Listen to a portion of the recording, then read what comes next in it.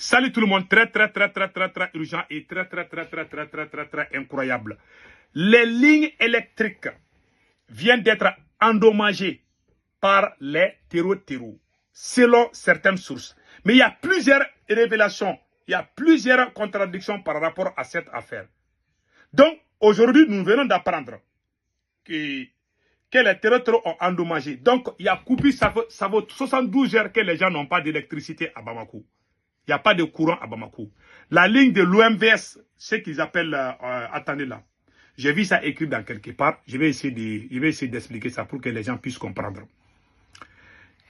Les coupures d'électricité là, la première, il y a deux versions. Je vous ai dit il y a 3 mois. Il y avait déjà les coupures d'électricité avant même ces attaques terreau là. Il y avait déjà la coupure d'électricité au Mali. Donc, il ne faut pas qu'Assimi Goïta va profiter de cette situation pour mettre tout sur le dos des gens qui ont les armes là. Ils ont bouffé des milliards, ils ont fait fuir leur famille pour échapper à la justice. On le sait, on a fait des vidéos sur ça. Voilà ce qui est écrit. Depuis le 25 avril 2026, des bombardements menés par l'armée malienne contre les terreaux ont endommagé la ligne électrique Erelia-Manantali à Bamako, provoquant d'importants dégâts. Les autorités ont ordonné à l'EDM d'effectuer des réparations urgentes. Je vous avais dit, ils cherchent à saboter eux-mêmes pour montrer au peuple malien que s'il y a coupure d'électricité, ce n'est pas leur faute. Maintenant, ils vont faire croire aux Maliens que c'est à cause des terreaux que les gens, ça fait 3 jours, les gens n'ont pas de courant à Bamako. Plusieurs quartiers. Il y a plusieurs quartiers à Bamako, les gens n'ont pas de courant. Donc, ces plans étaient déjà préparés il y a 3 ou 4 mois. J'avais déjà fait la vidéo sur ça. Eux-mêmes, ils vont aller saboter là-bas, faisant semblant de saboter, pour montrer, dire aux Maliens, non, nous sommes en guerre, les terreaux ont... C'est pas ça, les terreaux ont endommagé, c'est pas ça. Je ne dis pas que les terreaux sont capables, mais les modes opératoires. Et puis c'est écrit ici, attendez là. Quand ils ont dit aux gens de l'EDM d'aller faire des réparations, solliciter une escorte militaire, étant donné que la région est envahie par les terreaux, alors que nous sommes immobilisés à ce stade. Ce matin, les combattants de Jenim ont de nouveau détruit une ligne électrique de l'OMVS vers Selingué, de l'organisation voilà, de l'OMVS. Donc, voilà. Donc, tout le monde connaît l'OMVS, c'est le Mali, le Sénégal, la Mauritanie, le Mali, le Sénégal, la Mauritanie et la Guinée. Voilà, l'OMVS, ça concerne ces 4 pays.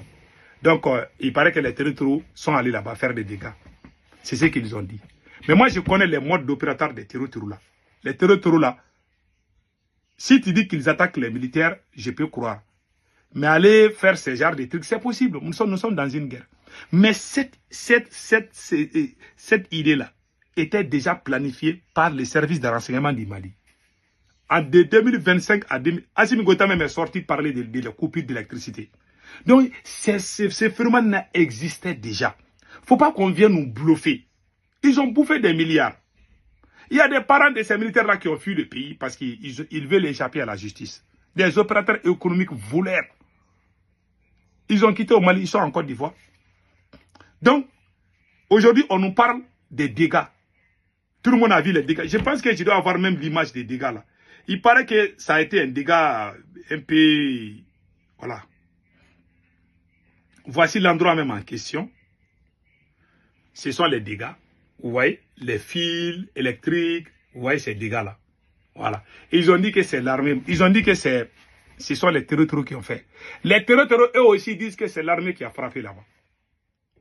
Pourtant, avant tout ça, là, moi, j'avais dit que les patrons du service de renseignement voulaient faire ça là-bas. Voilà ce qui se passe.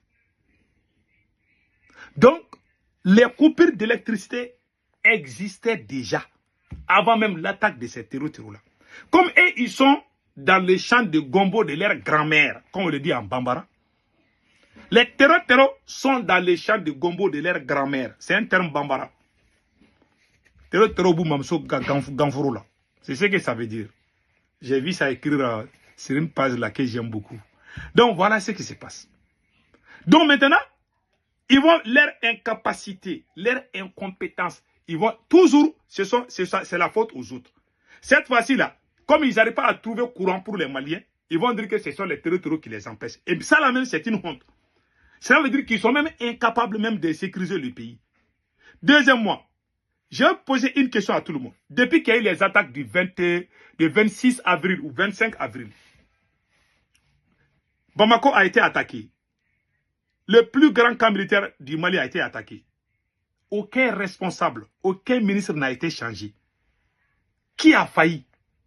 Qui a failli? Au moins, ce genre de choses-là, si ça arrive à n'importe quelle nation, les nations sérieuses là, quand ce genre de choses, il y a des démissions, soit dans le gouvernement ou dans les autres services. Personne n'a été remplacé. Qui a failli? Personne. Aucun ministre n'a été changé, sauf celui qui est mort. On a essayé de voir, c'est le président même qui va devenir ministre de la Défense. À part ça, qui a été changé? Le patron des services de renseignement est toujours à sa position. S'il est vivant, c'est ce qu'ils ont dit. Donc, le ministre de la Sécurité et de la Protection civile est sur sa position. Donc, c'est devenu partage des gâteaux. Parce que tous ces gens qui sont dans le gouvernement aujourd'hui, c'est des gens même proches de Assimi Goïta. Il ne veut pas les changer. Personne n'a été changé. Ces mêmes personnes étaient à leur position quand on a attaqué une fois encore Bamako. Vous vous rappelez bien? C'est la deuxième fois qu'on attaque Bamako. Ou on a attaqué l'aéroport même de Bamako. Il n'y a eu aucun changement. Aucun ministre n'a été changé. C'est-à-dire que même un simple directeur, personne n'a été changé. On continue, on subit les mêmes erreurs. C'est pour cela, moi, je vais vous dire une chose. Quand la fin d'un pouvoir s'approche, les fautes et les erreurs deviennent très fréquentes. Chaque jour, il y a des... C'est comme si tu as une vieille maison là, qui est en train de tomber. Tu as un gros trou là. Tu appelles un maçon, le maçon va réparer le trou là. Entre-temps, le lendemain, tu vas trouver qu'il y a les fissures aussi de l'autre côté. Ah, la maison là est sur le point de tomber. Donc, quand une maison est vieille là, et elle est sur le point de tomber, tu as beau réparer là, ça ne fait pas. C'est comme tu as une vieille moto ou une vieille voiture. Tu as changé le moteur ou ça ne va pas. Tu changes les pneus, tu vas aller même peinturer ta voiture là. Ah, tu viens, la vieille voiture là, ça ne va pas. Finalement, les mécaniciens vont te dire de changer de voiture. Donc, la voiture du Mali là s'appelle Assimi Goïta. Et cette voiture est irréparable. Donc, il faut changer la voiture. Donc, tant qu'Assimi Goïta est là, on va toujours subir l'humiliation.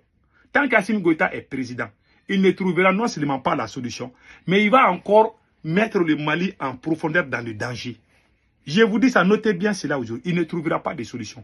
Quand Dieu te laisse là, c'est fini. Tous les gens qui sont intelligents savent que Assimi Goïta ne peut pas s'en sortir. Les traîtres sont partout. Ils ont des blindés. Et pire encore, ils ont même les drones ukrainiens là. Ils ont ça aujourd'hui. L'Ukraine qui frappe en plein cœur de la Russie. Et ils sont en train d'armer ces mêmes gens aussi contre nous. Si vous ne faites pas attention, un jour, ces gens-là de Kidal, ils vont frapper jusqu'à Bamako. C'est ce jour-là que vous allez voir qu'il n'y a pas amusement dans cette affaire. Ils sont en train de les armer. Les systèmes... L'Ukraine est en train de mettre les centres de drones à Kidal, au moment où je vous parle. C'est cachette. Les experts ukrainiens sont au nord. Je vais faire une vidéo spéciale par rapport à ça. Donc, restons vigilants. C'est la chose que je m'imagine. Assimi Goïta ne peut plus. Il est arrivé à ses limites. Vous savez, quand tu ne peux pas, tu ne peux pas. Il est en train de forcer. Mais courir et gratter les fesses, les deux ne peuvent pas aller ensemble. Nous avons proposé à Assimi Goïta de... Si on avait beaucoup de soldats maliens, le territoire algérien est plus vaste que le territoire malien. Mais l'Algérie a combien de soldats? L'Algérie sécurise toutes ses frontières. Nous, on ne peut même pas courir. Il y a des endroits au Mali, tu peux courir jusqu'à 30, 40, 50, 60 km. Tu ne vois rien, ni un policier, ni un gendarme. Il y a des gens qui naissent au Mali, grandissent au Mali. Ils ne savent même pas s'ils sont maliens ou pas. C'est grave. Il y a ces cas-là au Mali. Nous, on a proposé de recruter. Ces gens-là sont là, dépenser de l'argent aux fesses, courir derrière les fesses. J'ai dit, quand tu trahis là, quand la fin de ton pouvoir s'approche là, tu vas devenir très violent. C'est ce qui arrive à Assimi Goïta aujourd'hui. Il est en train d'arrêter tout le monde. Il arrête les politiciens, il traite les politiciens de terreau. Il est en train d'arrêter, même quand chien va passer devant sa porte là. Si vous voyez Assimi Goïta en train d'arrêter même les animaux là, il ne faut pas être... Assimi Goïta est capable. J'ai même appris qu'ils ont un de leurs marabouts là. Ils ont ripé un de leurs marabouts. Voilà. Les marabouts là souffrent d'eux. Mais ça, c'est une autre vidéo. Donc Assimi Goïta est arrivé à ses limites. Il ne peut plus haut. Il va faire semblant de résister là. Quand Dieu dit que c'est fini pour toi, c'est fini pour toi. S'il résiste là, un jour là, ils vont l'attraper, ils vont l'humilier. Les autres présidents de l'AES là, il faut conseiller Assimi Goïta.